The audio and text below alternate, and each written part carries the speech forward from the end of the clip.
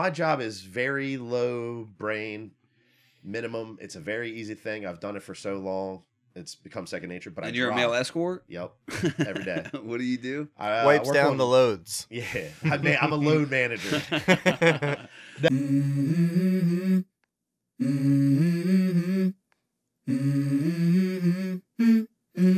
Let's go.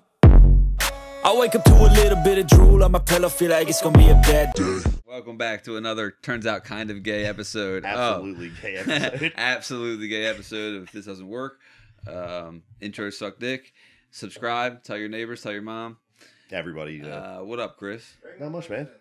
We're right in here. My wife said not to slouch. No, don't slouch. She was like, you got your chubby back. She said, don't slouch. Everyone will judge you. I said, well, fuck them. Well, listen, yeah, right. You have to be like, fuck them. People are going to judge regardless. It's like, there's just no making people happy, you know? Never. If no you're one's doing going it, to be satisfied. Right. So, and if you're doing it to try to do that, it's just like, it's such a losing battle. It's every situation you're in, too. Like, even at work, just you see people come up so aggressively for no reason for like the littlest things that ruin their day. Yeah.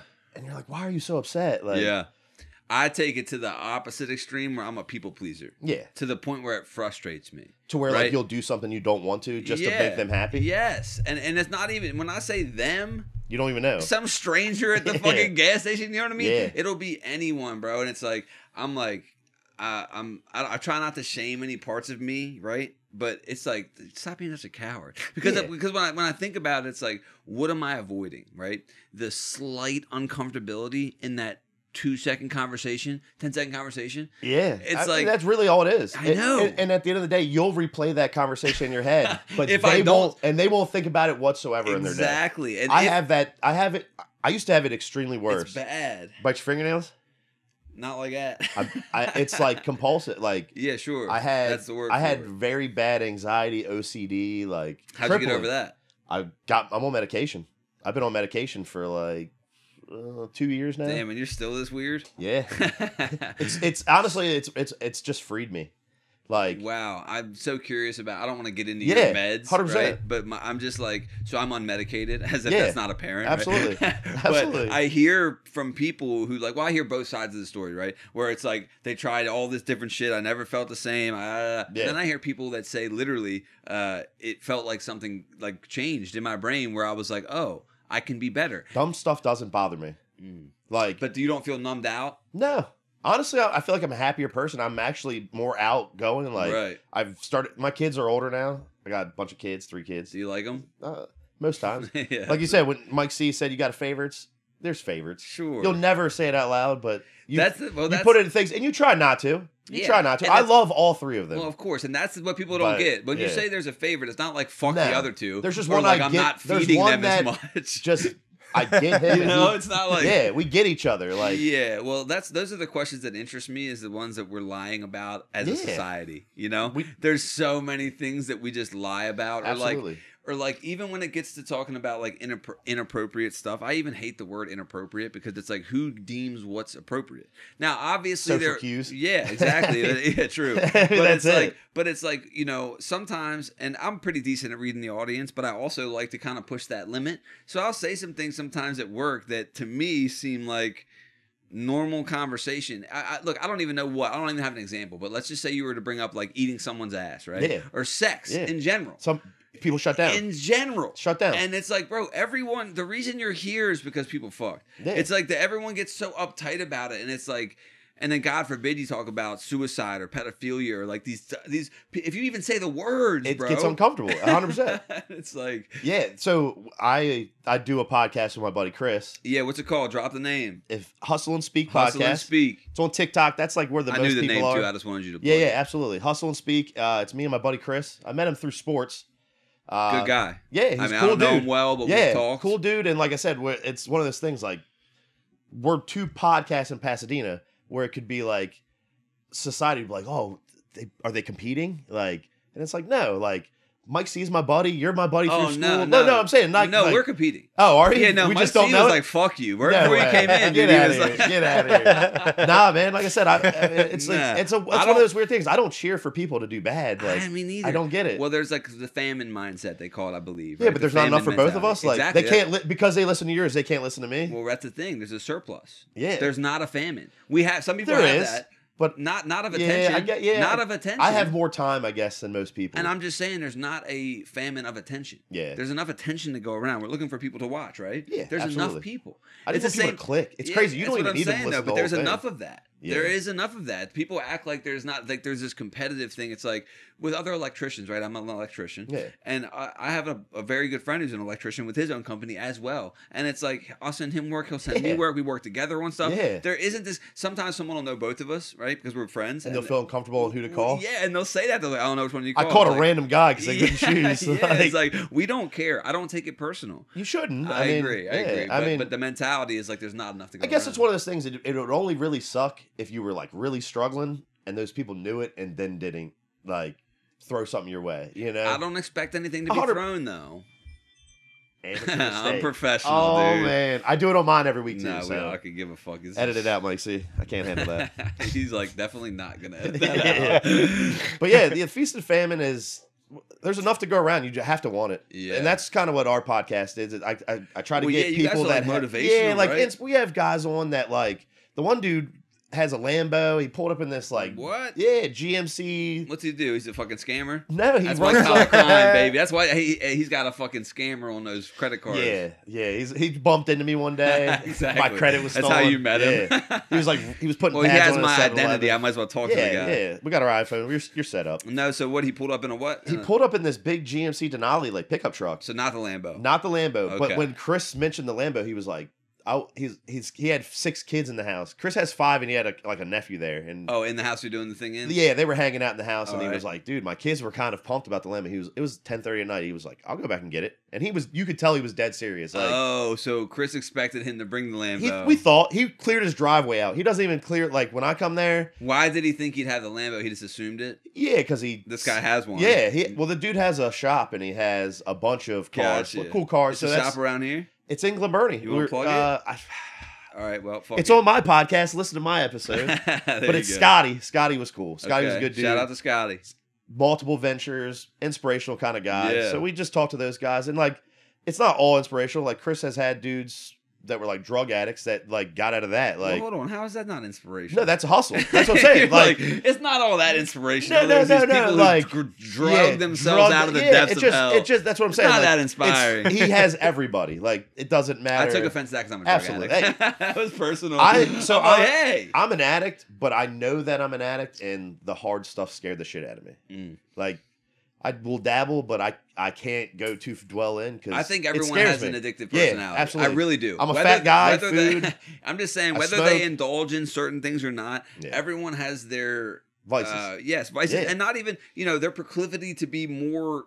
To make one activity more centralized than it should be, or use it for something, right? To feel a certain way, if we're regulating emotions with whatever. It could be work, could be anything. Could be codependency, right? Everyone has this, I believe. Everyone has this thing. They have these things. It's an unhealthy attachment. It becomes an unhealthy attachment, So I didn't really drink for a long time. And then it's weird. I got on the medication, and then like I became less neurotic.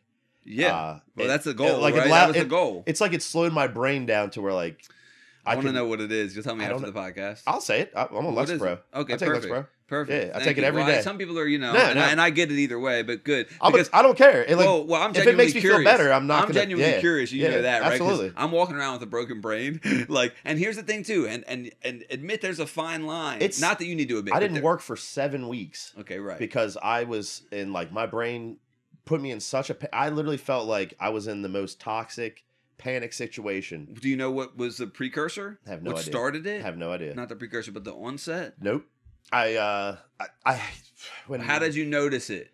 Years and years ago, I had an aurora migraine or aurora. What was it called? Aurora borealis. No, it was, no. They're called ocular migraines. But I get these. So they're terrible. Horrific. Yes, and like you'll lose vision 20 minutes, 30 minutes, like your fingers go numb.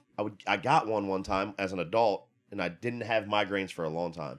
After that, it like kind of like I was panicked. Like my vision was, I couldn't get my vision right. Sure. I went to eye doctors. Even after the migraine, the acute migraine? Yes. The next day I felt like I haven't had that. I was Only hungover. I felt like I was hungover the next day, but it didn't go away. And like I just couldn't like. That's scary. Brain fog. I couldn't concentrate. Very confused feeling. So like for years I just dealt with it. I went go to doctors. Like, oh, you're fine. You're fine. But, I got scans in my sinuses. I've had my ears checked. I've anything that anything I could try, I did. Kind of just didn't go away. We moved out of our apartment. We were living in Glen Burnie, and we moved to our house in Pasadena. And like I just started to feel better. Like fine, whatever. And then I had another one of those migraines, and it like sent me right back to it again. To where like I wasn't going to work. Wow, that's interesting. Hold on a second. So, okay, that's very interesting. The migraines would cause the panic. They caused my panic. So I was always thinking I was going to have one of those. And you could make an argument that something was up with you that was causing the migraine that would then cause the panic, as if your body was trying to tell you something. Yeah, and that's what it felt like. I mean, I guess I constantly felt as if something was wrong. So I just kind of dealt with it. I still went out and still did things, but then when I had it the second time, I went to like a doctor and I had a buddy that literally I had 3 friends that were going through the exact same thing. Now the migraine at the exact same time. I wasn't getting them as often. But I would still get one, but I wouldn't panic as much. But you had the brain fog. What was the main thing? You just didn't feel right. Yeah, so like it would just be like, it would mess with my eyes. So visually it would. That was the biggest thing. Okay. And then I'd panic from that. And then anxiety. Yeah. I already had anxiety as a kid. And then you get stuck in the loops of just terror and catastrophizing. And like I said, what are you thinking? Every situation. If you have a bad encounter with some random person you didn't know, you would think about it later and be like focus on it, even if you were in the wrong or not. And you'd be like, God, but now my brain doesn't do that. Yeah. Not as often. Right. I have days. So you're not cured, right? That's not how it works. And that's how I know that's working, because like, I still have times, but I'm able to like do the things now to get out of it. And they're more balanced, right? Yeah. They're not as deep or high. No. And there is so for me, because I've been like, diagnosed with shit, obviously. And I've been I think everybody has something. Yeah. And like I've met too many people to like everybody's got their fucked up. Yeah. I don't know if homosexuality is a medical diagnosis, but I've been around medicines a lot, right? And then when I'm in certain rehabs or psych wards, they'll give me medicine. And then anytime I'm out on the street, I don't have it. And the therapists I see usually don't prescribe things. Okay. Probably because of this like built-in, I'm a drug addict, so fear of easy access to medicine, period. And then B is this huge distrust in pharma and big pharma, right? Which is common and natural. So then, and then number 3, it's like, I have to sometimes say, this is what I was getting at. There's a fine line between like something is wrong with my brain that could use some help, just a tool. Yeah. Or am I trying to not experience life, right? And there's a fine line, because when you're not going to work and you're stuck in these loops, that's not just like normal I was in bed or normal anxiety. And it wasn't even sad. Like that was the thing. Like people were like, "Oh, are you gonna kill yourself?" I'm like, no, I'm not. I'm not sad. That would be I don't feel right. And like I just can't explain it, and then like, and that's probably frustrating in itself. Yeah, and then and everyone's just going, "Oh, it's in your head." Like, isn't that great? Like it is, but I like if it just don't think about it. Just don't think about it. Some Sheila shit. You're right. Like just don't think. Have you tried just not thinking about it? Good old Sheila. Oh yeah, let me turn off the anxiety. And you know what's funny about it's in your head? Yeah. So is everything. Yeah. Like genuinely, everything we even see goes through our eyeballs, right? And then it's like everything that exists in my reality is in my head. The pain, so you've heard of placebo effect? Yeah. So it's in your brain. So what the fuck? It's like I do it to my middle son plays football. You got to start gaslighting him young. Well, so he gets anxiety. He has it like me. I know he's gonna have it, but I'm not give him a fake Xanax bar. No, so literally they're these like they're melatonin gummies. No, they're literally like sugar pills. I love that you're giving him pills. Yeah, it's not a pill though. It's like I can't think what it's called. It's like Smartie. Yeah, but you make him snort it. No, yeah, we break it up. We scoot it up. Get him started young. You know where the first time I did cocaine was at, right? Probably my house. Sheilah's fucking mini bar down behind High Point. Sorry, Sheila. Sorry, Sheila.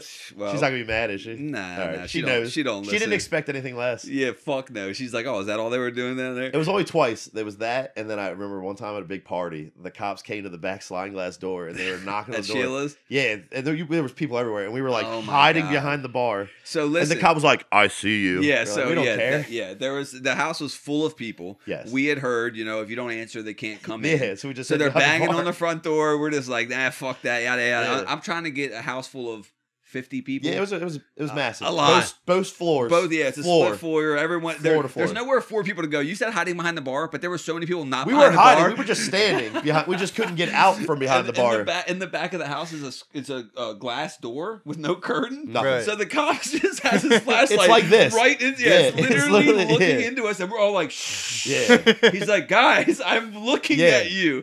And then Ben, we won't say full names, but Ben, shout out to Ben, love the guy, there. my boy. Yeah. He opened the door for them. He did. He's fucking working with the feds. The people in the backyard, you literally knew something was up because they just panicked out of the backyard, and then the cop was just at the door. Yeah. People dipped from the fence. I forgot. People jumped the fence. It was everywhere. More shit. That was a rager. Yeah, it was. That was a good rager. Good time. Good rager. And then the cops clear the house. Yeah. And then once the cops leave, I kid you not, people are like, "Are they gone?" Yeah, we all piled back in. What the fuck? Well, no, listen. The house is empty. I started hearing voices. There was like a guy, Big Pat, in the closet with like a 30-pack. He's like, "Are they gone?" And people rolling out from under beds, dude. Jumping. Yeah. It was nuts. It was a good time. That was my she's not ever there at the High Point house. No, she doesn't live there anymore. Good times. Yeah, that was a good. Those were good times, dude. And now I see you camping, basically. I can't. Yeah, I can't. I've been doing a lot more now. Like I said, that anxiety shit was no joke. So I stayed in a lot. Yeah. Well, let me ask you this. So you were you talking to anybody during? A therapist? No, just my wife. Shout out to my wife. Heather, why didn't you tell this motherfucker go to therapy with your crazy So head? She did all the time. Get in the shower. I was an awful. Heather had the awful version, the worst version of me for a long time. Because that's who will see it. Who's closest to you, right? 100%. And that's the thing about I say 100% a lot too. Sorry, that's one of my tics. That's Bert Kreischer shit. Yep. The thing about sometimes we'll hurt the people closest to us, or we'll. It makes sense though. So people beat themselves up for it. They're like, I love this person the most, and I hurt them as well. It's like they're the closest to you. I was the worst. I'm gonna tell you right now, she should have left me years and years ago. Now she knows. Now I'm a reformed dude. Wow. Just. I don't know. It's weird. I can put that energy. I coach now. So you weren't talking to nobody. Just no. But I mean, no professional. No professional. And then your wife's not prescribing you Lexapro. No. So what was the jump there? I had that second one. It was 2022. I about 2 years ago. I had another episode in it. I had no idea. Yeah. Because I just I'm not a Facebook guy. And like I said, at the time, if you think about it, I've posted more on Facebook probably in the last 2 years. Yeah, I don't think about it. But yeah, doing the podcast thing. Right. I could have never done the coaching. That's all new. Yeah, this is. I mean, I've been coaching, but I was always an assistant coach helping out. Yeah. I'm the head coach this year. I'm looking out for these boys. I want these. We whooped ass on Saturday. Oh, good. I bet that feels good. It's great. Well, you can tell you're passionate about it and care. I love it. I love it. Yeah, and that means the world, right? To the kids, to everyone around you, to you yourself. It's just you can tell. I mean, obviously, I don't give a fuck about no Pee Wee football, right? But when I hear you talking about it, I'm exciting. Well, you have passion about it. Yeah. How old are the kids? I coach 9U.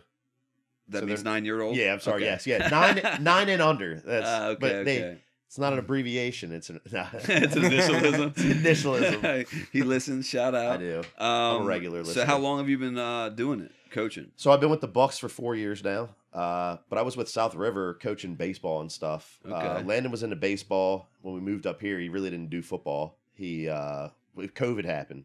So he had just broke his arm with baseball, had a year off. He had a long time with no sports. Are you coaching your son's team? Yes. Oh, do you feel like there's a conflict of interest there? I do. I love that. And what really sucks is he's getting the fake Xanax bars. None of these other kids are getting anything. So and it's typical Your dad's the coach. My kid is my dad. My dad is the coach. I'm sorry. It's okay. Sorry. It's still fresh. Yeah. 30 years later. My kid's the quarterback, of course. And shout out. Yeah, but he's good at it. And well, I'd hope so, right?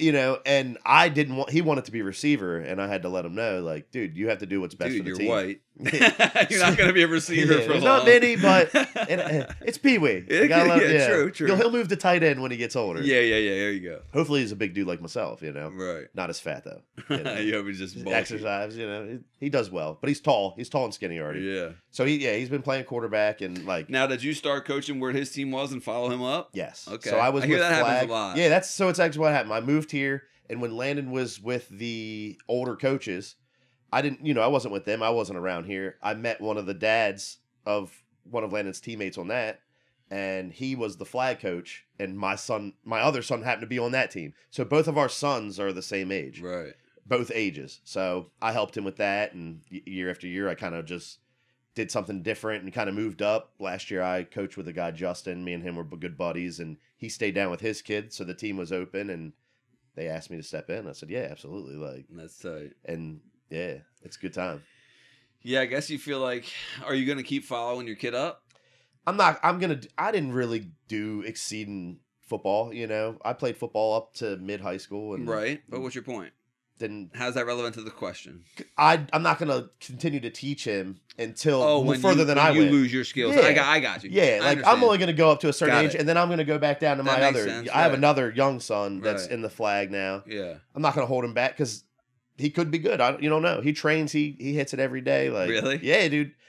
He had one of the teammates. Trains? Yeah, just like playing at the house with his. Oh right. So one of the other kids on the team came over, and they were just hanging out. I look in the kitchen and they're doing push-ups. I'm like, what are y'all doing? They're like, we're seeing you can do more push-ups. I'm like, why? Like, they're just going to get pussy, Dad. Yeah, they're like, we're going to be the high school quarterback with the Letterman jacket. Yeah. But then I hear them going up and down the steps, and they're jumping up the steps 1 foot. I'm like, guys, you got to hurt. We have practice tonight. Like, they were just literally two bros competing because one, same thing. Like, they have to compete. They don't. It's in our brains. They both can't be good at football. They have to battle to the death to see who's the best. One's trash, But that's what I keep trying to. That's where I take the football in, where I'm like, you don't have to, you all can be this. When I ask who the best kid on the team is, you don't literally say who the best kid on the team is. It should be you. They just don't understand that stuff yet. Yeah. They're like, who's the best guy? Yeah, like, they all. Steven? Yeah, they're like, everyone knows it's Steven. Yeah, you're like, no, it should be you, man. Like, confidence, man. Yeah. Confidence isn't taught to kids anymore. Yeah, it's crazy. Confidence is interesting. I guess it is teachable. It is. Like, I'm sure if you show enough kids the wins in life, they don't. All they are shown now, like, is TikTok is like terrible stuff. We weren't really shown terrible stuff until Eminem. Eminem ruined us. I don't know when Faces of Death came out. If it was before or after Eminem. Yeah, but it was around that same period. Bum fights. That's as soon as bum fights. I keep the crack pipe in my collar. Well, I saw you comment that recently. And I loved that. Those were my favorite videos. I've seen all of them. Yeah, of course, the CKYs all back then and all that. All those underground videos shit you could get on LimeWire and shit before. Oh, loved it. God, dude, Bum Fights. You remember Bum Fights? Yeah. Okay, good. I think I've seen 2 of them. The first one's I don't know how many there are, but the first one's the only one. Well, so you guys were talking about the trash bag guy down in Annapolis, right? Yeah. I grew up in Edgewater. Buckwheat. So I seen him all the time because when you're in Edgewater, Annapolis is like where everything's at. And there's a guy fucking waving a trash can. Yeah, and you would just see him walking all the time. Yeah. And it was funny. There was all these rumors. So there was a rumor that he had got hit by a bus. And he had millions of dollars from the bus lawsuit. Yeah, and that he was just not right in the head since the bus accident. I really don't know the true story. I probably should look it up before I just spread the rumor. That's what we're about. But the legend still continues. Fake news, baby. Buckwheat still lives. Buckwheat lives on. But yeah. You heard about that mob boss who would walk around New York City, like the block, in his robe every week so he could plead insanity whenever he got popped? It's not a bad. I don't think I just made that up. It's not a bad. I mean, I don't know if it worked, but I think this guy, or maybe he was just crazy. Yeah, he was crazy. Yeah. You don't pretend to be crazy because they didn't. Back in the day, it was Wild Wild West days. Yeah, like you can't get away with anything now unless you're in the government. Yeah, I mean that's you everything can get gets away wiped. with everything. Yeah. So that dude Chris on my everything is conspiracy. He's a big conspiracy guy. Huge conspiracy. That's fun. And I'm like, those people are fun. I'm a totter. I try not to make opinions because I'm way too uneducated on everything. Well, I think that, except for that's in my realm. Like, sure. Well, I think that, obviously there's all those quotes, right? And you know how wise you are when you realize you know nothing. Yeah. It's like, that is wisdom. Yeah. To go like, I have no fucking idea. No. It's so funny to me where, not even getting conspiratorial, but when people talk politics, Yes. when foreign policy and shit, Yes. I'm like, you think that you know what's going on with foreign policy? It was funny because he was literally, we recorded yesterday, and they had said something that you could tell the dude that was on our podcast was more of right. He dresses up as the redneck. He does YouTubes. So right, like wing? Yes, Okay. very right wing, right side. Got it. And my buddy was like, oh yeah, Chris here is a Democrat. And I was like, I'm nothing. Like, I'm neither nor here nor there. I believe that. I'm neither nor here nor there, sir. Like, but I think you're both dumb. Like, they get so passionate about it. Well, that's what's easy about our spot. They get so the passionate. spot of having eaten either side, you can go, you're an idiot, and so are you, right? But also they say that, like, yeah, it's an excuse to not learn more, right, and make a difference, you know? So I understand both sides of it because, like, I've heard, like, I'll stop saying like so much. That was egregious how many times I do it all the time. Heard like, but I've heard that, like, I'm it's a form of not choosing, right? It's a form of not having to formulate an opinion. But I genuinely feel like I would have to dedicate so much time to only hear what they're letting people hear. Like, I'd have to spend all my time to know all the shit that's written out in these fucking things that are like, most of this stuff in my head is behind closed doors. If voting mattered, they wouldn't let us do it. Yeah, so, and that's exactly it. And I'm probably dumb. I am dumb. Yeah, I am admittedly a I definitely retard. think they're both puppeteers. Like, puppets. Yeah, neither one of they're not. Nobody that they show in your face is making decisions. I don't feel like. Yeah, I don't think so. Like, either. there's no. I mean, also just the idea of having one person make all the decisions for the country is so silly. It's like, well, what if this has to do with like foreign policy versus what if this has to do with like gay people's rights versus what does it have to do with like taxes? It's like, get the experts in those fields, right? Get a group of people, and then depending on the decision, refer to the group who's the expert. It should start in communities. I mean, well, sure. Like, ideally. even around here, I'm sure we got some people in charge. But think about this: do you know anybody that's in charge of Pasadena? Me. Yeah, like we're the most official people. We got a bigger voice. You know, me, you, and James Bowerman over there with than whatever the real local creative. City is. You know, there's communities and stuff like Revere Beach. I see them fighting on the page all the time. Who's going to fix the playground, or where's they're hiring security to keep kids out of the beach over there? Yeah, because people are messing stuff up. I get it, but we were kids and let kids swim at the beach. It's not a big deal. Like, I get there's riffraff coming, but it's far rarer than who you're kicking out. Right. Yeah. It's tough. That's a tough nuanced thing, right? Because it's like, are they kids that are going swimming, or are they people shooting up that just got back from Baltimore? You know what I mean? It's it like, could be both. Yeah, no, it definitely is. That's why it's nuanced. Yeah. It's like, it is both. So you have to, that's why it's tough. You have to, like, with things that are like written policy, you have to paint with a broad brush, or you have to make it in black and white, when it's not always black and white. Never is black and white. It never is black and white. There was a video, some kids in the neighborhood were like kicking doors egregiously, but they were doing it like to be like, just to kick the door. Car doors? No, like a front door, like Ding Dong Ditch. They had, you know, the masks on. They kicked the door, shiesties on. Yeah, and then ran away. You could tell it was harmless, but like people on the page were like, they were trying to kick in my door. Yeah. Well, I can see someone being scared, and then also them being like, this is the gateway to absolutely to breaking absolutely. But they were like 10. Yeah, I mean, sure. You can tell the intention, and it does matter. Absolutely, because they could get charged with like an attempted breaking and entering, and they're not trying to do that. Because it did, like, they kicked it a little aggressively. Kicking a door. They kicked it, but they didn't like shake the handle. It was a kick and run. Yes, and the whole thing about that is like, how hard is he going to kick? You know what I mean? Like, you're trying to one up the guy who did it before you. So like, of course, because it goes back to the same thing with your friend. Of course, you're going to kick in a couple doors and rob a couple houses. Of course, you're going to steal some TVs. Can't live like a pussy in front of your friends. If your friend kicked the door harder than the one before without the ring, you got to kick it harder with the ring. Yep. Yeah. If he goes in there waving a knife, you got to go in waving a gun. Yeah. It really up the ante. The kids have become wild. Would you rather have a gay son or a thought daughter? I have all sons, so I don't have to worry about the thought daughter. But either or, hypothetically, either or, I prefer you didn't have kids. Yeah, absolutely. For the Sometimes question, I wish just for the question. I love them. But well, sure. I'll be honest. Well, listen. Do you ever picture life without them? Yes. Yeah. Well, here's the thing too. It's a tough thing for people to hear because most people lie, right? Yeah. And to say, yeah, of course, I've thought like to me, like I've had people cry to me, right? and like confide in me, like, I don't know, like, multiple years into parenting, right? Like while they're full blown parenting, not right away, but like, while they're in it and saying like, I don't know if this is for me, like this is hard, like, and feeling, and then shaming themselves for feeling it. And it's like, that's the most normal shit in the world. What are you talking about? That has to be normal. After our third kid, the most terrifying thing in the world to me was getting Heather pregnant again.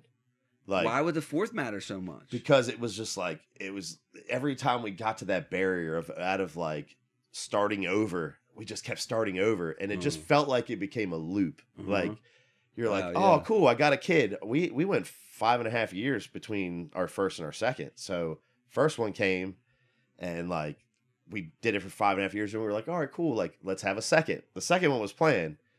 We had the second. It was awesome. We were both done. Baby's 3 years old. We go on a trip. Me and her.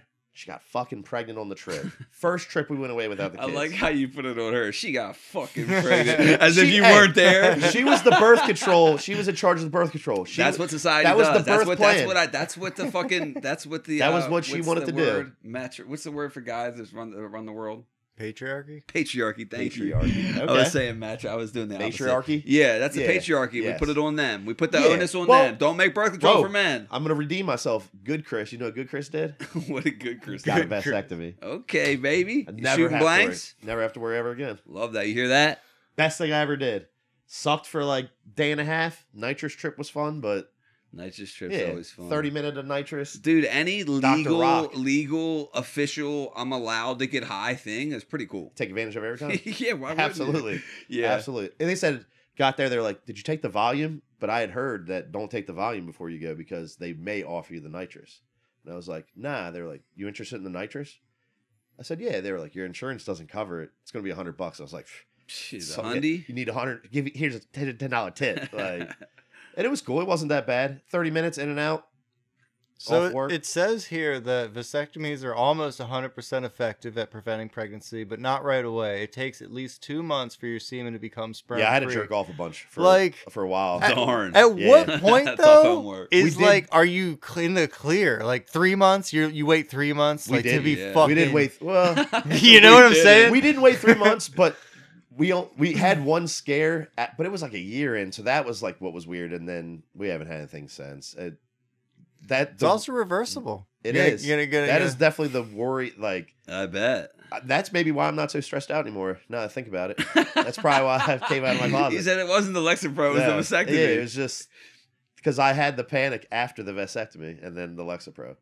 It was like boom, I lost that weight. Right. Got that dick chopped. Yeah. Got fat again and fucking the vasectomy would be good, would be nice, right? I mean, that does alleviate a lot of stress, I guess. You don't want kids? You know, it's interesting. I'm up in the air. Really? Yeah. So a lot of people assume I don't want them. It's like... I thought I've heard you say it on here, maybe. That's why I guess I assumed, but I guess not. I mean, well, I probably have said it, right? Because there's a part of me that wants kids and a part of me that doesn't, right? Yeah. Obviously, it's like there's a part of me that wants to just keep traveling as much as I possibly can. And people are like, you can do it with the kid. Yeah, okay. No, you can't. Yeah, okay. No, you can't. Exactly. So, but there's also a part of me that, like, I have heard and agree with that you don't get the full human experience without having kids, right? And I genuinely do believe that. I want to experience everything, too. I'm that guy, right? Where I want the full human experience. I think it's just a different human experience, but considering it's how I got here and it's how we all got here, right? It's like there's something to it that I heard that it opens up. You tell me why I should have kids. You're like, don't. Well, so there's sell me on it. Kids are only going to be effective if you really want them, because it's a lot of time and a lot of energy. Yes, if I have a kid, I'm going to be number one dad. Yes, and that's exactly it. There's so many people that go out there and are shitty dads. Yeah, I wouldn't do that. Yeah, that's why I haven't had a kid. It's like unless I'm like 100% committed to having this kid and having it with this person, and like that's another huge decision, right? You're picking someone to raise a child into the world. Yeah, there's just a lot that goes into it that a lot of people don't think enough about, if we could be honest, right? But I'm up in the air. So I'm getting a little old. So I had all the phases of like I was 20 years old when Heather got pregnant the first time. Yeah, I wasn't even old enough to buy a drink. Dude, that's crazy. We were just talking about how young people have. Yeah, that's young. And I was living in my dad's basement in Edgewater. Me and Heather lived with my grandma in this shitty trailer park that I grew up in as a kid. And then we moved in with my dad, and she got pregnant. I had to get my own place. Vince's mom hooked me up with an apartment in Glen Burnie for like cheap. This was 2009. It was like $600 a month. and we stayed there for a decade. And then when we were there and you have a young baby, it's terrifying. You know, those first few years are like, I'm sure, absolutely terrifying.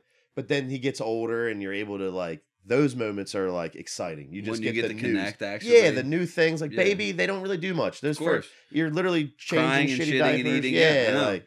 And they say it's harder for dads. Yeah, because the mom has the chemical, like, you know, yada, yada, yada, this, like, you know, maternal thing from DNA, and dads really don't yet. And shitty Chris would have fights like, blame her, like, why the fuck does this baby hate me? Like, you know, that's how fucked up my brain was. Like, I get it. Well, and also, it's a high stress situation. Yeah. The baby wants to cry. I mean, no, I get it. She's like, you got to handle it. I'm like, he fucking hates me. Yeah, like, no matter how much I shake this thing. Yeah. Here, I'll punt him to you. Right. Adult kids literally gravitate to the opposite. Like, that's why there's a mother's boy. Yeah. Fucking daddy's girl. Like, so it's not like there's a mommy's daughter. I've never heard of mommy's daughter. Have you? No, it's daddy's girl. 100%. Daddy's girl, mommy's. So like you were fucked to begin with. It was never your fault. Yeah, and you don't have tits. Yeah, well, exactly. You don't have milking tits. It's so funny that you said that because I was gonna say Heather breastfed all three, so it was like that first year of literally all three kids. That was I couldn't even feed them. I mean, I could hold it up. Did you ever get jealous of the kid? No. And I never tried the milk. That was not my thing. What do you think? Like, no. It was weird. It was like warm. Not a warm milk guy. Yeah, of course. I mean, I hear it's not good. Yeah, I'm sure. Yeah, it's the best thing though. They say. I'm sure. I don't know. Did your mom breastfeed you? I couldn't even tell you.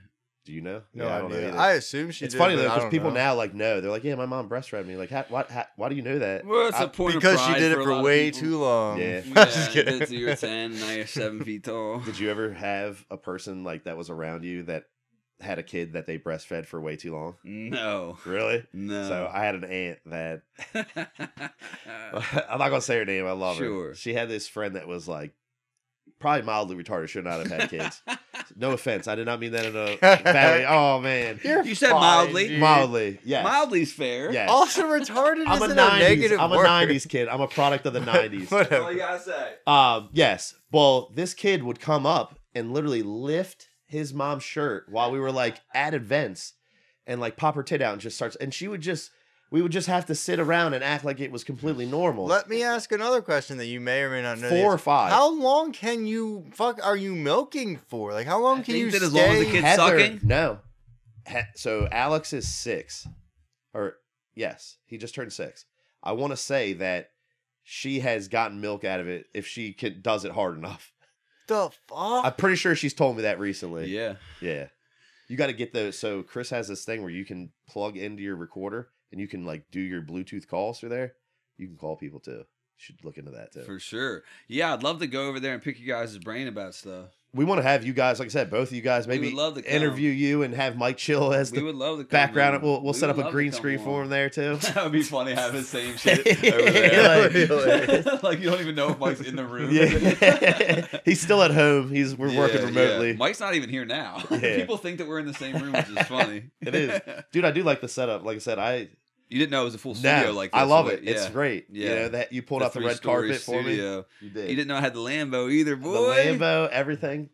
The beautiful artwork. The beautiful Amazon artwork. I like it. I get all my shit from Amazon. Dude, same. If you don't, you're wasting your time if you get it anywhere else. The thing is, dude, I'm not happy about it or proud about it. Nobody is. Yeah. But it's convenience. Just, God damn it, what we give up for convenience. I can order something right now, and it may be, it could be at my house before I get there. That's sick. I've ordered DoorDash on the way home from a drunken Friday night, and it's beating me home in my Uber. Spend a lot of dumb money, but it's definitely worth it. And it's like, it's so convenient, but there's this like immediate part of me that just thinks about the workers there that are having to like piss in bottles and fucking they are treated work so 24 bad. hours. I mean, well, think about how much stuff's ordered. It's unfathomable. I think our family probably orders at least 10 things a week. Dude, imagine walking into a brick and mortar for anything. I go to Walmart still, just because it is like the people cheap. There. Well, yeah, and I love a good show. Yeah, oh man, gotta have things fun. to talk about on the podcast, dude. You know? Yeah, Walmart content. I watch this public freakout shit on YouTube. Public freakout compilations. So many are at Walmart, and they're just so good, dude. It's like the fast food. Dude, I was listening to one yesterday, and this guy was. I mean, I don't know what was up with him. Also, there is some sad ones that are like, oh, this is a mental break, right? Or this is someone who's clearly psychotic, and it's not funny. It's sad. But this one, this guy was yelling at someone at the gas station. He's like, "You are a literal piece of human dog shit. And for whatever reason, human dog shit was killing me. He said it 3 times. Yeah. He said it like 3 times. I'm like, well, which is it, bro? Yeah. But you could. I mean, he was just the level of red. I back up even further with the literal part because that means there's a human dog out there. It was. Yeah, right. But it was just so funny because it's like he meant every word of it and said it. It wasn't like a slip up. He said it multiple times, and you're just like, it kind of it got the point across. He was probably so enraged he didn't realize he fucked that up. And his brain was just like, repeat it. Yeah, I'm nailing it and it hit. Yeah, because that's all you got. It did hit. He's got the dice. That's all he's got. It did hit. Yeah, it did hit. But yeah, they're great. Did he win that? Did he win it? He won that moment. There was a short clip in a compilation. I will say that yes. Yeah. Like from my point of view, like he won it. I'm like I'd have to see the whole thing. When people say like there's interactions and they're like there's no winner, like there's no winners. There's always a winner. Interesting. I don't love to look at the things in the binary lens of winner or loser because it's too black or white. It is. But even if it's a fraction of anything, it's always and then I'll be gay about it, but it does come down to perspective. Yes, right. Because you can both walk away thinking you won. Absolutely. Like at the end of the day, like, there's always a winner because like you said, in their situation they won, but sometimes you walk away, you feel like you've lost. Yeah, that's true. If it's a clear L, you just walk away literally like holding a tangible L. You've cut somebody off, they've gotten mad, and you've gotten mad back for no reason. Like.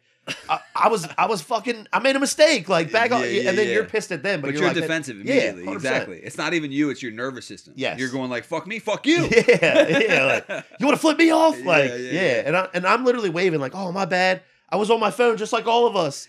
I drive all day. Everybody's on their phone. Bro, what are we talking about? Listen, it's not, that's also not an acceptable thing to talk about. It's not, but I've seen this meme that was like, why would I get, I think I said it might have been on the last podcast, but why would I get a motorcycle? Like, I have to do, like, I'm on the road and I'm on Instagram right now. I'm on Instagram right this second. Like, I posted this right now. I'm posting this meme from Route 100, you know? In traffic, I watch TikTok all the time. I'll literally be like, that's another thing too. It's not even just like text. We're like watching videos. Let's be honest. Yeah, I had my last truck radio. I had a DVD player, so I could watch. I would watch like Super Troopers and like Shallow Hal. It was the same DVD, but sometimes you get in the truck and you just want to have something in the background to like. You got the psychos who don't listen to anything. Yeah, I couldn't do that. Dude, Rich Wilson's like that. He every time. Gets in, yep. I can move this to adjust myself. Yeah.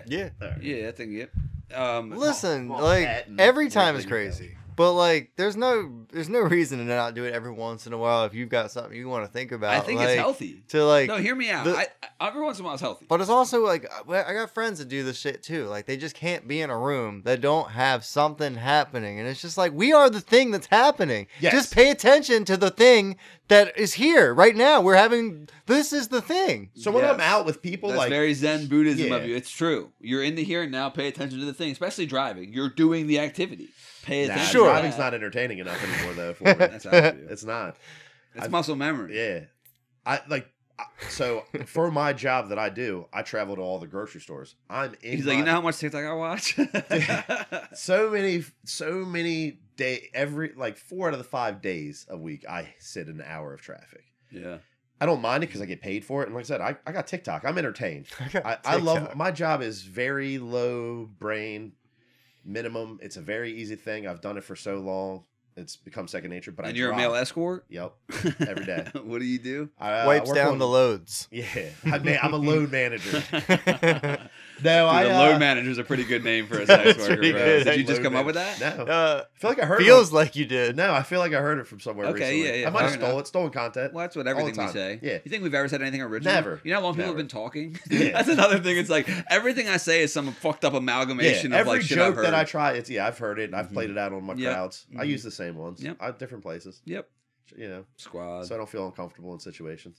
But yeah, load manager. But yeah, I work on grocery store equipment for like giant food and like equipment like conveyor belts. Yeah, so the belts you put your stuff on at grocery stores, the wheelchairs that the handicapped people ride, and the slicers. Or the really fat people. Yeah, mostly fat people. Shout out to the fat people. Shout out to the fat people. That's like most of America. Keeping me gainfully employed. Gainfully employed. It's America. Do what you want. Yeah. So I go through phases where I'm like, lose a foot, do what you want. Yeah, die young, do what you want. Do what you want. Definitely don't look up, the obesity so and death rate I together. get it. I get it because I'm a large man, so I Have you always been though?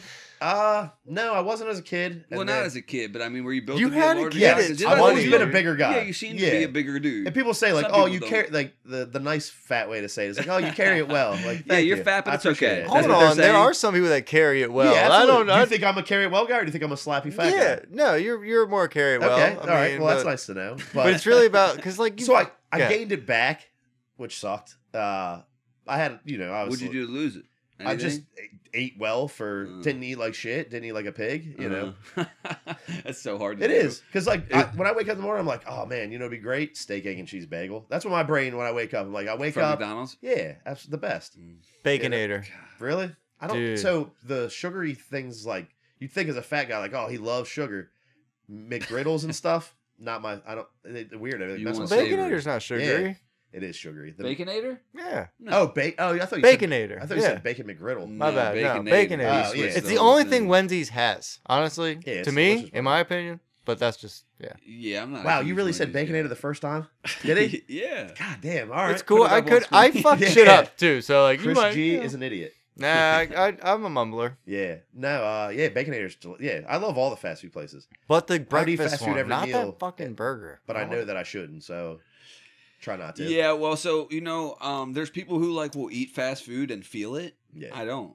I don't feel bad. Yeah. Like I feel bad mentally, right? Like not even like, oh, I'm in this break. Like I just know I should have done better. But how often do you eat fast food? It varies. Once a week, probably twice a week. Yeah, see, not me. But what I'm saying though is when I do, some people will eat fast food and be like, oh, I don't feel well. Like after or the next day, I feel fine. Yeah, so do I. That's the problem though, right? Like I wish there was some type of consequence that was blatant, because I know there are consequences for my body. That's what's tough for me. There's a little bit of a disconnect, because it's not like I eat it and I'm like, I don't feel good, right? It's like it might be bad for my system, but I'm not that in tune with my system. Does that make sense? Yeah. So because you feel fine too.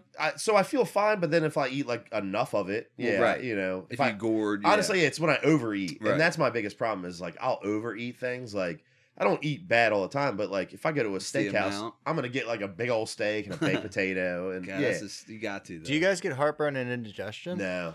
Oh, not really. I never get it either. I feel get like heartburn once a year or something. I got it in New Orleans. When we went to New Orleans, I got it bad. New Orleans got that spicy spice. So that Saturday, I the whole first half of the day I didn't feel right. But then I took medicine, which I should have took in the beginning of the day, but I waited until I just dealt with it all day. Took medicine, I felt better and was able to party. But yeah, luckily I don't get that often, because I know that's when I do get it every once in a while, that acid reflux taste in your throat. It's rough. Oh, it's the worst. You can't get rid of it. There's nothing you can do. It feels like your chest is here, and burning, and then you swallowed it again. Ugh. Yeah, it's rough. How was New Orleans? It was awesome. New Orleans was cool. The house we had was baller. We had this cool outside pool area. Nice. So that it was hot. It was that weekend that it was 108. Yeah, you want to be near water then. Yeah. Temperature wise, it was the worst time. I feel like you go down there. But we were hot. smart. You can't plan that. Though. Nah, we hung out at the pool. We'd go to the casino during the day, and then having a nice home base is sick though. It was great. Where it's nothing's going on, you're still vibing. It was all of us in a house too, so it was cool. It was 11 of us. Who was the worst house? The only issue is it was a man bear pig. 10, 15 Jeffy's the best. Yeah, you're Jeffy's not kidding though. No, I love Jeffy. I know you do, but he was the worst housemate. It wasn't. No, honestly, it was cool. It was a perfect time. But by definition, there has to be a worst. No, honestly, I think no, not a bad. The worst. There has to be a worst, even if everyone was fantastic. Mills fell down the steps. Well, of course, it was Mills. That's what I figured. Yeah, but that's entertaining. That is entertaining. 30 minutes in. So we were at the pool for 30 minutes. Can we talk about Jeffy for a minute? Yeah. Or should we? You can bleep the name. Yeah, we probably bleep could. the name. We'll figure it out. So at one point, he's hanging out on the couch. Man Bear Pig in. Man Bear Pig. That's his name. Oh, that's Dave's. He's hanging out on the couch, and he hung out on the couch all weekend. He slept on that thing. He sat on a couch where you're at for 3 days straight. Yeah, Homer Simpson has a spot on his couch. This guy had a spot on his couch, and he wouldn't fucking move it. And whenever we would do, drugs or whatever the fuck, he just got weird. He got zonked out fucking quick. And I don't know what there's no way you'd enjoyed that. I don't know what happened, man. Yeah, there's no way you enjoyed the couch for all that. We got food. I asked him if he wanted food. he was like, nah, I don't want no food. I'm like, all right, food came, we ate. And he was like, why didn't you tell me why about did you guys the tell me food? you're getting food? So then a little bit later, he starts telling him, like, dude, you had food. You had what we had. And he was like, yeah, I did. It was delicious. Like, you could just suggest shit to him, and he would just agree to any. Like, I've never been in whatever fucking mindset he was in. I've never. Pretty wild. He just needed the water all weekend. Oh, that was another fucking part of this thing. I just kept messing with him all weekend. I asked him the same 4 questions because I know he was messed up. So that's so funny. But he never brought him a water though. Never brought him. No, I did. Did you? Yeah, he had it next to him. But then I would continue to ask him. When you ask him 50 times and you bring him one water, to fuck with someone when they're fucked up. For like it's 4 diabolical, hours. but it's so funny, bro. Yeah, it was good time, but it was cool. Yeah, but he didn't have any drugs that he should have been. Right, there was no justification. Yeah, I don't know where the fuck he was. He probably brought something else. I don't know. Something y'all didn't know about. He got that New Orleans crack. He got that New Orleans crack. He hit me up because that's when I asked you how you travel around or whatever, and you gave me your tips, and so I was just like, you know what, I'm just not gonna do anything. I don't really know how flour works. He called me up and he was just like, so what are you doing? I'm just like, nothing. I did my last felony was my last felony as far as I can tell. I'd like to keep that felony in the past. Yeah, so he's just like, I think I'm just gonna fuck it. I think I'm just gonna try it. It's like quarter or something, a half ounce or whatever the fuck. So he just brought a half ounce in his carry-on. Dude, he didn't even bring it with carry-on. He had it in like a bag of snacks. Yeah, TSA doesn't care. Didn't care. When I last they literally flew, picked if you don't have a kilo or a gun, they don't care. I flew they don't want last to do year. paperwork. No. Bro, they're trying to get the line moving. Yeah. They really are. They don't give a fuck. We figured that out. Yeah, it makes we sense. figured that out. Next time will be a lot That's better. what I've heard anyway. Yeah. Last year you had to Allegedly. bring out all of your electronic shit. This year it's just was like I think you had to take out anything that had a certain size battery, and like literally everything else could just stay in your. The reason I was worried about my vape was because I thought it was going to be taken out and looked at. No one looks at it. Yeah, nobody. And what else is weird well, first of all, I'm pretty anti-TSA, but just as far as like it's overkill. Authority. It's overkill Okay. since the Twin Towers, but it changes. Like I've been to the airport multiple times this year, DWI, and multiple times it's like sometimes they tell me to take my shoes off, sometimes they say no. So sometimes they tell you to take this out, sometimes they say no. It's like and then every time I go, they get mad that I don't know. And it's like it's different every time. Yeah. And they're like, no matter which one it is, they're like, come on, you fucking idiot. Yeah. Everyone at TSA and the airport acts like you're inconveniencing them. Yeah. Because like, this is your fucking job. You show up to get paid. Like, don't do it. I hate that is one thing that will drive me nuts. I hate someone that does a job that they hate their job. Yeah. Now, there's bad days. There are. I get that. Your girlfriend just broke up with you. You're stuck at this fucking bullshit job. You're going through some shit. Your mom's dying of cancer. But if you're that consistently and you can tell, it's just like, I empathize, right? But get out of it. You can. Get out of it. And like, what is it? Do people feel like they're just stuck? I guess I don't understand it. I mean, that's definitely a common thing, I guess. Yeah, or maybe they're just going to be a cunt no matter where they're at. Like that's them. Yeah. And they don't even think that they're the bad. They're not wrong. They're not the loser. No. In most people's world, they're not the bad guy. You know? Yeah. Even the villains. It's like they're not the bad guy. Ask them about it. Do you think you're a bad guy? No. Or a villain? I know I'm not. Okay. Yeah. That's good. That's awesome. Yeah, there's no question. I'm one of the best people I know. That's but I'm great. biased, obviously. Yeah. But here's the thing. I know my true intentions and heart, so I'm closest to me. So like I know I'm not a villain or a bad guy. And that's like that. That's how I think. Like the I can be a bad person. Everyone can, right? It's like the whole thing. Like I've lied. Everyone, I've cheated. I've done this. I've stolen. I've done things. I'm a human being. But it's always for good intentions. Well, not always. I mean, I've done. Really? No, yeah. I mean, yeah. Well, I used to be a drug addict, bro. So I mean, you were stealing, but your intentions were you were worried about you. Yeah, true. You know what I mean? It's still a good intention in your head at the time. Bad to be bad. Yeah. Like, but also, it's like it wasn't like fuck this person, right? And it's like though I've done those things, I am not that person, right? It's so easy to be like once a liar, always a liar. No, it's like if you ever stole anything in your life, do you constantly steal? No, you know what I mean? It's like I just feel like it's nuanced, but I'm definitely for sure I'm not a bad person. Yeah, that's awesome. Yeah, and I feel like if everybody thinks that way, the world would be a nicer place. But yeah, I think that they do though. I think that's what I think. I think that they're like, yeah, I'm obviously not the villain. It's these fucking assholes, Like that saying. It's like if you wake up in the morning and you see an asshole, you saw an asshole. If you wake up in the morning and you see 100 assholes a day, you're the asshole. Yeah. Yeah, I guess that makes sense. You don't know, and like you said, situational. In their intentions, it's like that person was wrong. Yeah, fuck them. They disrespected me, or they this, or they that, or they deserve this, or this this wasn't fair, carrying or like grudges. Yes, and everyone, it's all about, it comes down to perspective, right? I think most villains are like, the level of villain you have to just be diabolically cruel is rare. Yeah. It just is. It is. It's just rare. Now, people do things that are extremely cruel in the name of capitalism and greed and power and fucking all kind of shit. But as far as like, just to be fucking a cunt, it's rare, in my opinion. Or maybe that's like hopeful naivete. It makes you wonder, like, it's like if a CEO had to like see when he makes a decision, he has to see every single person he's affecting. Does it make his decision different? Yeah, probably. You know, they're probably removed for a reason, right? Like a step removed. You have to be, because and that's another thing too. It's like, I work at a big company currently, and it's like, you can't be intimately involved with each person. People are like, we're just a number. It's like, yeah. How could you be anything but that? It's like the CEO can't be personally connected to like my grandparents and their health, you know? It's like, or what I'm going through, you know? They just can't. So that's why I'm where I'm at still, is because my boss is like retiring, you know, and all intentions are like, hey, I don't got kids. Like, it's like family. Can you double check this and just make sure that stop button's running? You're or way thick. So this guy don't have kids. Why? Was he a freak or something? No. So he wanted kids. He was one of the ones that wanted kids. Turned out he couldn't have kids. Ooh, those ones are tough, man. Those ones are tough to see. And he's a great dude. And like, so like, I was always with my mom. So I had a stepdad that raised me, but he was my dad. Like, I call him dad. I still talk. You know, that's my dad. Where's your dad? He's in Florida now. You talk to him? Here and there. So my cousin Stephanie, that's her uncle. Okay. I didn't meet them all until like 9 years ago. Really? Or 6 years ago. I haven't known Steph that long, and that's his sister's daughter. So that's my first cousin. But yeah, my dad, West Virginia. Shout out to Steph. She listens. Shout out to Steph.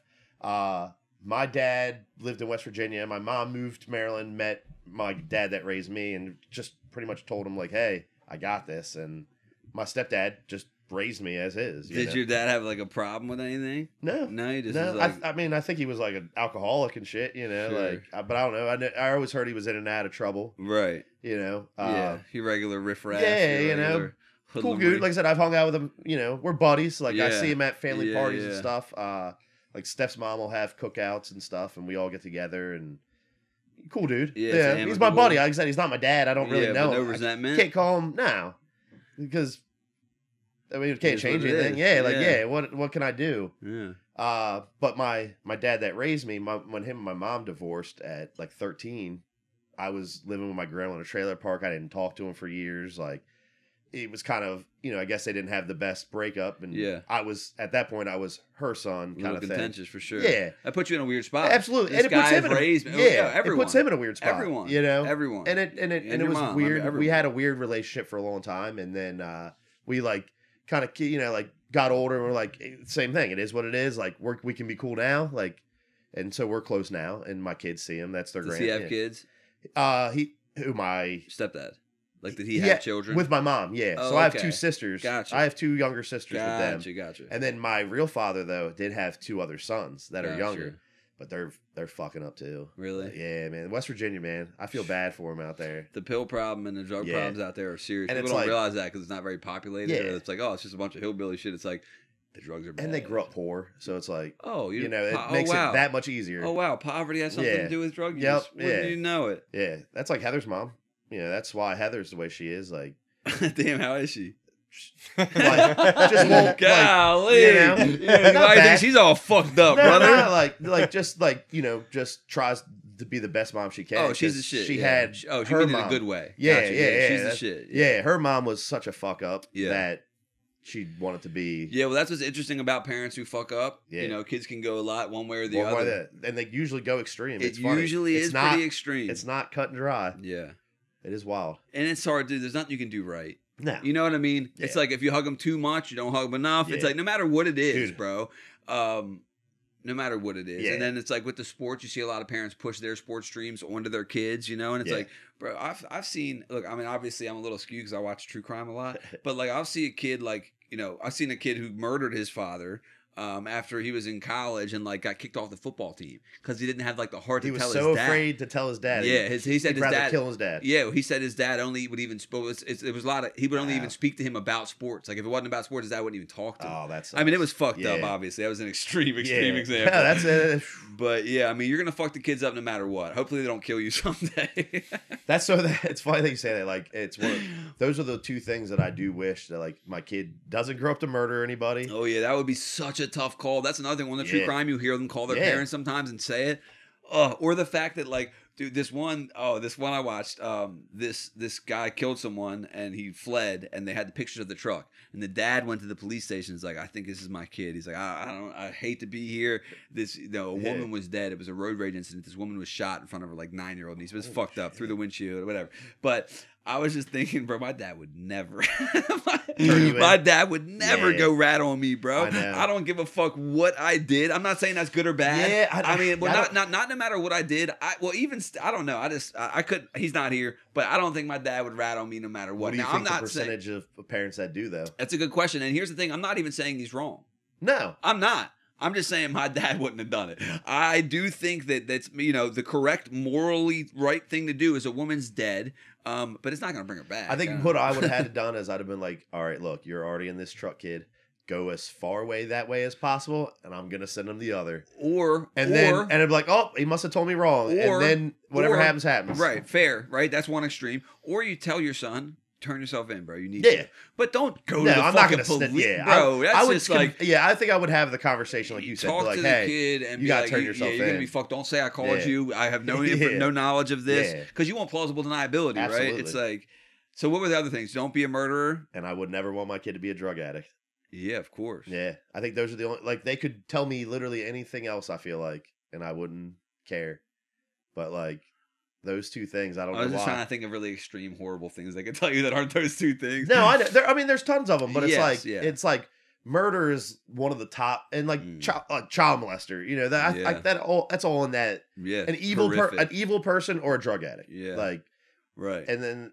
Yeah, or mentally ill. I guess there are a whole bunch of things. Like, yeah. There's people you see on the streets that like are literally talking to everybody and no one. Yeah, what's so scary about mental illness too is like for things like schizophrenia, it doesn't hit you until like your late 20s. Really? Yeah, like commonly. Like, and that's so scary to have a normal brain and then something happen. Like I know someone who like intimately, one of their family members was just 100% like, regular everyday working person and then started to not be okay and now is full-blown schizophrenia and it's like there's nothing you can do about that. That was my fear when the anxiety I for bet. those like so I think that like helped fueled it. Of course, was like not only what do if I I not don't feel okay, what if I don't what recover if forever? This? Yeah. The feeling of maybe this is permanent is so frightening. I almost checked myself into Shepherd's Prat at that time. Because I didn't like. Well, that would have been a smart move, right? Yeah. Now, it's not like, what the fuck? That's a smart move. Yeah. It's like, because then some people will look at like that would have been worse, right? Because it's like, well, the record. They said like, oh, you'll never be able to do stuff again. I'm like, but like, which is so frustrating, right? Like to go get the help that you may need. You might now you'll lose the freedom of getting a gun or getting this. It's like that's so sad. Yeah, they treat it as like it's like a cancer or some shit. Yeah, yeah. Well, right. It is. It's disappointing. Yeah, everything's shamed. Yeah, it's shame. Shame keeps people sick. Too keeps people in addiction. It's like this loop, right? Where they feel shame, society shames them. Then there's this like shame loop they use and then not feel the shit. It's like I'm not saying it starts from that, but there's some some people online. Some like I've said his name 100 times, but Gabor Mate. He's one of the leading experts in trauma and addiction. Okay, and he's like I just can't believe his shit's free on YouTube. You can learn so much. Like the shit, I'll listen to like college lectures on YouTube that are like entertaining, and they're free. And it's just impressive how much you can learn. But he talks about how society's view of it and throwing them in jail and then shaming them and then making it harder for them to get just like, it's a self-feeding loop. It's like you have to to punish someone, you have to break them down to like nothing to like be like, good luck getting out of this. Yeah, we want you to be a productive member of society. Nobody will hire you. Live in this halfway house. No one's gonna hire you because it's on your record. Yeah, ever. Yeah, it's fucked up. You can't own a gun to protect yourself. Yeah, you can't vote. Like you're barely a member of society at that point, huh? It's like, what and the then fuck? people just like, don't make a mistake. You're right. Like, sorry. You expect me to be adult at 18 after you stopped feeding me lunch for free lunch. Well, at that's school. the thing about being a human. It's like for something like, I just remember going through the court system for DUIs, and the air that the judge would speak from. It's like, you're drunk now, bitch. Yeah. Everyone's driven drunk. Like, people who drink have driven drunk, period. Yes, it's like, if you're a regular drinker, you've done it. I'm not saying I'm proud of it. It can lead to literal death. It's horrific. Yes. But to act, when you get caught for it, everyone's just like, oh, you heard he got a DUI. It's like, bitch, you did it. What? People speed 90 to 100 miles. Every day on the Beltway, I get past, on TikTok. I get past while I'm watching TikTok in traffic. There's 3 guys in Infinities. They're also always in Infinities. TikTok in traffic. And they're like racing each other through the traffic doing 90. Yeah. And it's like, that's equally, if not more dangerous. Yeah. Everyone does, like I said, people are going to do dumb things. Well, I also stop judging, because guess what? You do dumb shit too. Well, the system, exactly. The system, again, remember we were talking about how when it's put into, you have to, it's not nuanced, right? Which is frustrating, because also I understand outcome of consequence, or consequence of outcome, or whatever it is, where it's like, but at the same time, like, if you and I both right now drink half a gallon of gin, right? We both leave here. Neither of us have a record. You get in your car, I get in my car. We both leave, we're drunk. I fall asleep at the wheel, I careen off the road, hit a tree. You fall asleep at the wheel, you careen, hit a family of 4, kill all 4.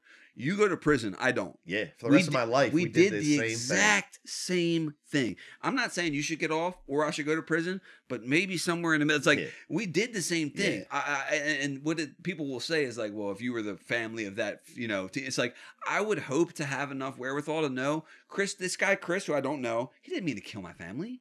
This guy doesn't belong in prison. Now, again, if it's your 6th DUI and you have clear reckless abandon, then it's like, you're a problem. I don't drink and drive anymore. Well, I'd hope not, right? We're getting to that age, and I got another few years. Luckily, I wouldn't. Even when I did drink and drive, it would be like I'd had a drink or 2 or whatever. Yeah. If I knew I was drinking, I would never, because Heather's brother was walking to the bus stop when he was 16. Yeah, Cheshire Crab moment. Yep, and got hit by an 18-wheeler at like 6 o'clock in the morning. Yeah, when Heather, I think she was 3. Died? Yeah, killed him. Oh my! Yeah, I was thinking. Yeah, but what the fuck? How old? 16? 16 years old. Oh yeah, no. Yeah. On the way, just going to the bus stop, just doing life, life. Yeah, but it was an 18-wheeler guy, and apparently he just would drink while driving an 18-wheeler. Well, it gets boring behind the wheel. Yeah, like no TikTok at the time. You didn't have TikTok back then. TikTok's been saving lives. Yeah, saving people from alcohol, one drive at a time. Yeah, one scroll at a time. Yeah, that's terrible. Yeah, it happened, and that's so terrible, bro. That's heartbreaking. It destroyed her mom. But my first thing I just thought was the parents, bro. At 16 too. Yeah. Like, it's all just, they're becoming oh god. Yeah. So it was actually when I say Heather's parents, that's who took her in after her mom. So it was actually her aunt and uncle. So gotcha. The cool thing is, like, they took all 3 sisters in. Heather has 2 other sisters. Her mom and dad, that she calls that, took them in. And I believe that it had a lot to do with that accident. I'm sure. And like, I think how could it not? It's one of those things where it's like a catch-22, because it's like, it's such a tragedy, but it like saved my wife and her 2 sisters. Ooh, that's heavy. And here's the thing about, this is gonna get gay again, but like, it's the thing about nothing's gay unless you make it. Well, everything that comes out of my mouth turns out or goes into the thing about tragedy and beauty is there's like a shared line there. So often in these things that I watch, like, I don't know, good art, it will be sometimes really, really sad, or like reading a book about, the fucking Holocaust, right? It's like, it's so sad, but so beautiful. There's so much beauty in the human condition and the perspective. It's like Man's Search for Meaning by Viktor Frankl was about that. And it's like, it's just like, it feels heavy in a way that's like, this is tragic, but also so beautiful. It's hard to explain. It's how often there's a Venn diagram. It's funny that you say that, because I've only read and understood 2 books, and I think that's a lot to do. I love that you put the caveat and understood. Absolutely. You're like, I read hundreds of books. Yeah, I've read tons of stuff. Like, when we were in school, I read everything they would tell me, and I would retain it for long enough to pass the test to get decent grades. Which is the whole point of school. But there were 2 books that we read in school, To Kill a Mockingbird and The Diary of Anne Frank. Both of those 2 books, for some reason, when I read both of those, like, I was able to picture both of those 2 books in my head, and like the others, I don't know if it was because I wasn't entertained by them that I couldn't retain it. I can't explain it, but what's To Kill a Mockingbird about? It's the one with Boo Radley. I don't remember. Do you remember that one, Mike C? Not really. I know it was a big. We always watched the movie of it in class too with it. It was something heavy. It was like. It involved like racism. Right. Heavy like subject. It was like I just remember being a really good book. Right, look at they did a movie. I think it was like William Peck or something. Yeah. I remember. Great movie. It was old. It was like from the 30s or 40s, but it was. I remember those two. But any other book, I just have trouble retaining. But it was the imagery in those books, like you said, like certain things read and it just grasps your heads. Yeah, certain things are heavier than others. You know. I remember like reading. I used to think reading sucked until I read a good book. Yeah. You know? And I remember that book for me. It was The Outsiders. Because I used to think the books were just like gay, square, for losers. I love the movie. Yeah. Well, great movie. Well, so I read the book before I've ever seen the movie, but it was like, I used to just think they were boring. It's school shit. Like, that's school shit. I was like, anything that's not school is cool. And they had us read The Outsiders, and it was about like gangs. I'm like, oh shit, this is fun. Like, this is fun. Someone died. They got stabbed. Greasers got stabbed with a little pen. Do it for Johnny. Yep. Yeah, great book. Great book. Well, I know the movie, so I would assume great story. But that's what changed my mind on reading a bit, and now I make myself do it. So you do it every day? No, fuck no. I try to read every day that I'm at work, like because I'm on the clock and I have downtime sometimes. So I'm like, why not? I'm getting paid to read. Not sit on your phone. Well, that's the thing. It's intentional. Yeah. I could much more easily sit on my phone, and there's an unlimited amount of shit to watch, as you know, online. Absolutely. But I make a choice to do, because then it's also like I can listen to audiobooks at work, but I make it a point to do the old analog reading. It's like something from my brain, and it could be bullshit, but there's something that tells me. Fresh. I hope. Yeah. I hope that it's keeping the verbal acuity up or something. I'm learning a word every once in a while. I probably wouldn't be so dyslexic if I read a book. If you understood more than two of them. Yeah, like... Even like instruction packets, for some reason, I just can't even read all the way through. Yeah, like, I'll start building something. To read those. Yeah. I'll start building something. I'm like, I can figure it out the rest of the way. Yeah, we do that. Yeah, my attention span for reading is just. Yeah. Well, that'll happen. I'll read a page, and have to reread it. Like, fuck, my mind was somewhere else. So that guy Scotty that we had that had the Lambo, he said that he was addicted to his phone, and that was one of his things that he said. During the pandemic, he realized he was on his phone and taking his time away from other things, and he wasn't coming up with ideas and not making money. The dude was like, he knew his investment stuff. He knew, and he said, I just limited my time on the phone. He said, I looked on my phone and it said I was on it for like 8 hours a day. He was like, that was too much. It's egregious. And that's what we all do. Yeah. And that's the thing. Lower and lower and lower. People don't like saying I'm addicted to my phone. There's certain things that's not like publicly acceptable to be addicted to. Like, it's way more acceptable to be addicted to drugs than your phone. Yeah. It just is. Yeah. Or like porn. People are like, you're what? Come on, bro. Dude. Everyone, or the phone thing. It's like, if you say you're not addicted to your phone, I'm calling you a liar. Yeah. Almost everyone I know. Yeah. Like, it can't be. If I wasn't using mine to film, it would be, it's in range. Like. Yeah, it's just constant, man. Yeah. And it's like, while it's a good tool, it's just too good. Everything's just, you can access anything and everything right there. Like, we didn't have it as kids, so it was like, could you imagine where we'd be if we had it? Like, dead. Yeah, like we would have been in so much trouble. I would have been implicated in some crimes. Yeah, absolutely. Falsely implicated in some crimes. Doorbell cameras be catching you left and right. Yeah, we'd have been the one kicking them doors.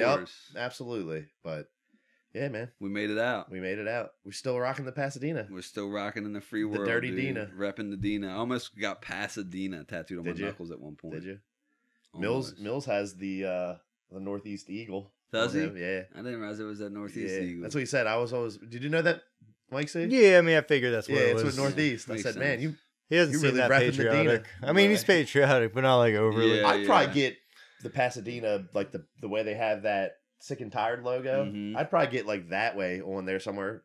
Yeah, just for fun. I like being from like I don't know. I love it. I don't know that I love Pasadena. I like being from here and saying I'm from here more than I like being here. Not that I dislike it, but it's just something about that always rubbed me the wrong way when people were from Pasadena and they said they were from Baltimore or from Annapolis or DC. It's like, bro, it's okay to say bad. And people don't know Pasadena. Well, they would if you started saying the motherfucker. So every time I say Pasadena, big, they're like California. Yeah, like, no. There's one in Texas. Yeah. Texas, California. It's like, no, Pasadena, Maryland. Get it right. Yeah. I'm repping Pasadena till I die. I love just because I'm from here. Now, again, it's not even like I'm on some everyone moved to Pasadena or I'm never leaving. Yeah. This is where I'm from. I'm not leaving. I won't leave. That's fair. I may leave when I retire. Yeah, but you got your feet in. Yeah, but I got my kids here. Yeah, that's what I'm saying. You got your roots in. They got their roots. Yep. You know, which is probably another reason I haven't had kids. Right, I'm scared to get so anchored somewhere. Even though I haven't left, I like the autonomy in my mind. You could tomorrow. I could just go, and I'm not leaving any kids behind. And the cool thing is, like, you are at the phase where you could do that at any time because you're an electrician. You have the skills that you have. Right. You can do this anywhere.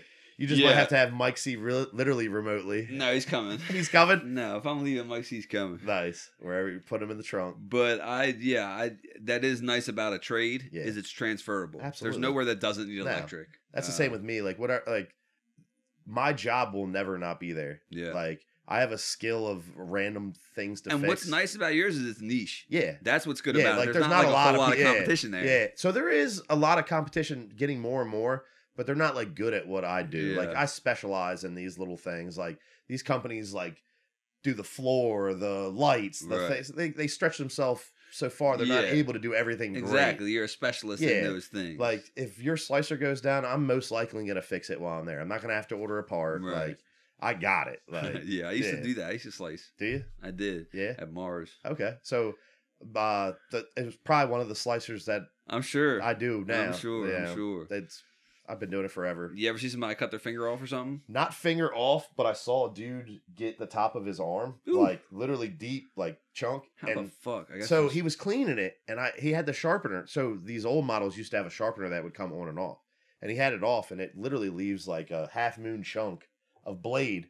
That's and he's cleaning it. It's not even on, but he's cleaning it, and he like puts his arm up over it, and it like comes down on it, and it like cuts him good. That bitch is sharp. And he just looked at me like. Thing and I was like, dude, I just told you to be careful, man. I love that you're rubbing his face in, dumbass. I know, like it was just a reactionary course. Thing. You're just what the fuck, like, dude, yeah.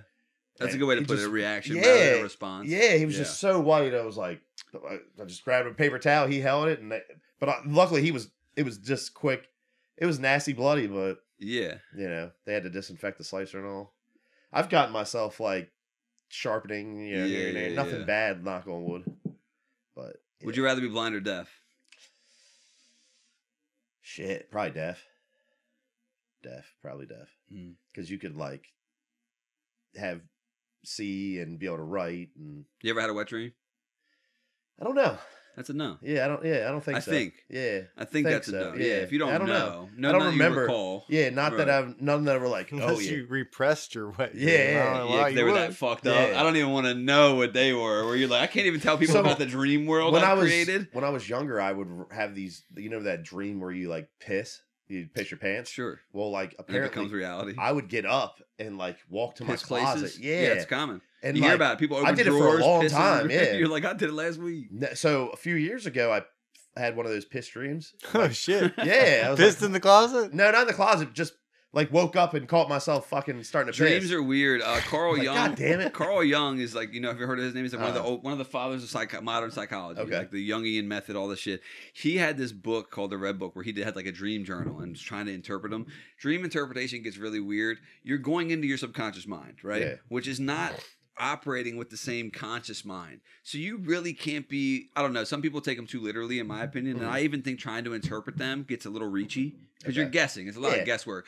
But also, like, I've heard people have like sex dreams. Like I've heard a woman tell me like, I've had a sex dream like that included my father.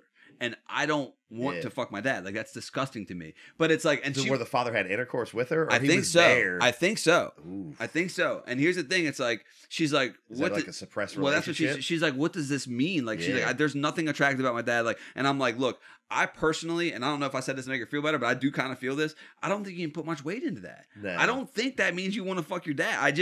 And maybe it does, or maybe there's something about the dynamic, right? Or there's something where you have a broken relationship with him, and your subconscious mind is like, what's the best, the most intimate form of, who knows? Yeah. I just feel like to try to make, I don't know. If you're having dreams about your dad fucking you, we all have them.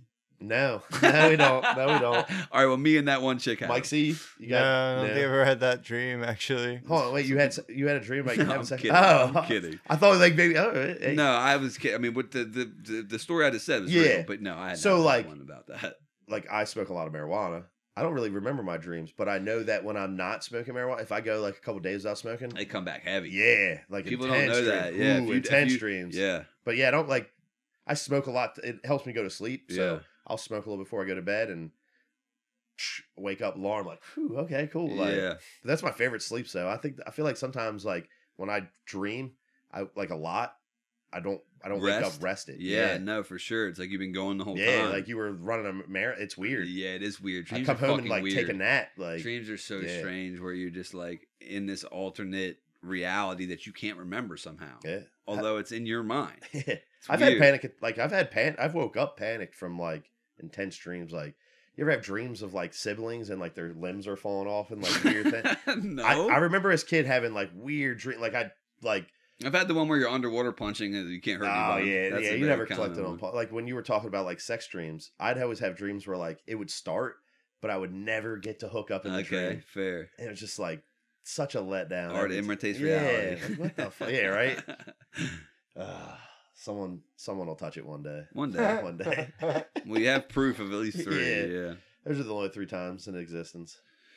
So, dude, Hustle and Speak. That's what, you're plugging Hustle and Speak. You're plugging the Bucks. Yeah. The Bucks come out. You got a kid 9U, and he's decent size. How many of those 9-year-olds do you could take out with a baseball bat if they were coming at you with the football helmets on? And there was an unlimited amount of them. They were trying to kill you. You don't have any weapons but the baseball bat. So I only got 18 of them. No, it's unlimited. Oh, unlimited? Yeah, you're not going long. But how many would you get through? I don't know, probably 15, 20. Okay, fair. Yeah, you're not. If they're not coming in waves, right? I remember you always ask. Yeah, we don't know. Yeah.